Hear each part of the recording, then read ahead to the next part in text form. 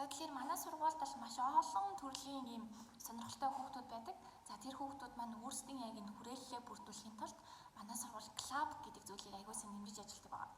Тэгэхээр хүүхдүүд яг өөрийнхөө сурахыг хүссэн болон хэн нэгэнд өөрийн сурсан зүйлээ түгээхийг хүсэх юм бол яг энэ клуб гэдэг зүйлийг үүсгэн байгуулдаг байна.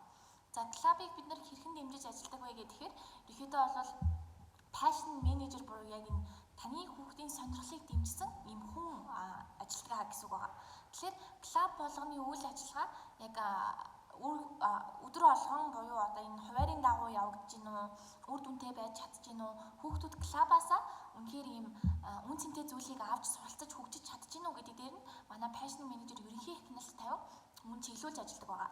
За тэгэхээр хүүхдүүд ерөнхийдөө бол өөрийн суралцахыг хүссэн болон хэн нэгэнд одоо өөрийн сурсан зүйлээ түгээмээр ах юм бол клуб нэгдгээрээ манай сургууль илүү давуу талтай онцлогтой байгаад байна.